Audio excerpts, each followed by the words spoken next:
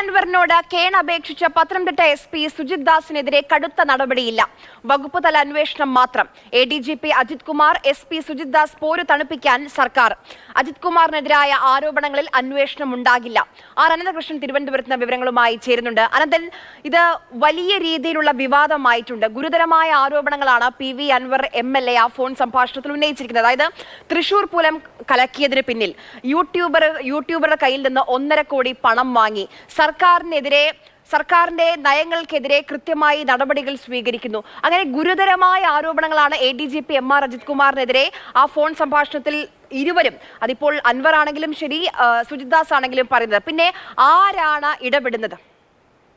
Arya, PV Anwar MLAയും SP Sujith ദാസും തമ്മിലുള്ള phone സംഭാഷണം കഴിഞ്ഞ ദിവസമാണ് പുറത്തു വന്നത്. ആ സംഭാഷണം പുറത്തു വന്നതിന് പിന്നാലെ ഇന്നലെ പോലീസ് ആസ്ഥാനത്തും ഒപ്പം തന്നെ സർക്കാർ തലത്തിലും ആഭ്യന്തര വകുപ്പിലും തിരക്കിട്ട ചർച്ചകളാണ് ഇന്നലെ രാത്രി വൈകിയും നടന്നത്. ആ ചർച്ചകൾക്കൊടുവിലാണ് ഈ സംഭവവുമായി ബന്ധപ്പെട്ട് SP സുജിത് ദാസിനെതിരെ നടപടി തൽക്കാലം വേണ്ട എന്നുള്ള ഒരു തീരുമാനത്തിലേക്ക് എത്തിയിരിക്കുന്നത്. വകുപ്പ് തല അന്വേഷണത്തിൽ മാത്രം ഒതുക്കാനാണ് ഇപ്പോൾ സർക്കാർ തലത്തിലുള്ള തീരുമാനം. ഇപ്പോൾ സുജിത് ദാസ് 3 ദിവസത്തെ അവധിയിലാണ്. അവധിയിൽ നിന്ന് തിരികെ പത്തനംതിട്ട തന്നെ പ്രവേശിക്കണോ അതോ അവിടെ നിന്ന് മാറ്റി മറ്റേതെങ്കിലും സ്ഥലത്തേക്ക് ട്രാൻസ്ഫർ നൽകണോ എന്നുള്ള കാര്യത്തിൽ തീരുമാനമായിട്ടില്ല. ഏതായാലും സസ്പെൻഷൻ പോലുള്ള കടുത്ത നടപടികൾ ഉണ്ടാകില്ല എന്നുള്ളൊരു വിവരമാണിപ്പോൾ നമുക്ക് ലഭിക്കുന്നത്. സുജിത് ദാസിനെതിരെ കർശനമായ നടപടി വേണമെന്ന് ADGP MR അജിത് കുമാർ ആദ്യം ആവശ്യപ്പെട്ടിരുന്നു. പിന്നീട് ഇന്നലെ പോലീസ് ആസ്ഥാനത്ത് നടന്ന ചർച്ചയിൽ ആ ഒരു നിലപാടിൽ നിന്ന് അദ്ദേഹവും പിന്നോക്കം പോയി എന്നാണ് അറിയുന്നത്. പക്ഷേ ചരിത്രത്തിൽ ഇന്നേ വരെ സംഭവിക്കാത്ത കാര്യങ്ങളാണ് കേരള പോലീസിൽ നടക്കുന്നത്.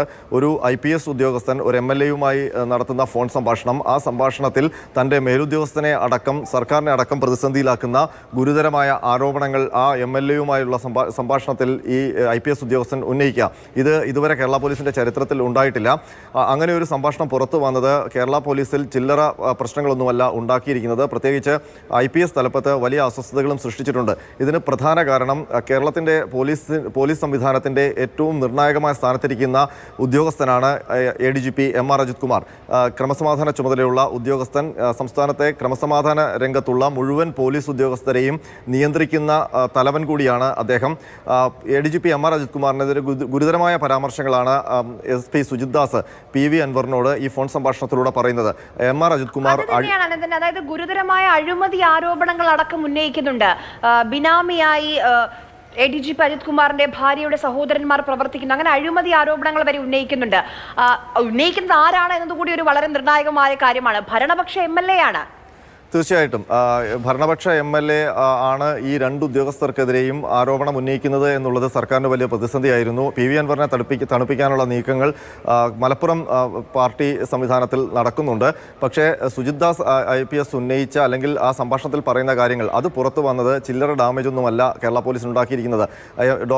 ADGP MR അജിത് കുമാറിനെ സംബന്ധിച്ച് അന്തഃപുരങ്ങളിൽ എന്തൊക്കെയാണോ ഗോസിപ്പുകളായി പറഞ്ഞു കേട്ടിരുന്നത് അതെല്ലാം സുജിത് ദാസ് ഈ ഫോൺ സംഭാഷണത്തിൽ വിളിച്ചു പറയുകയാണ്.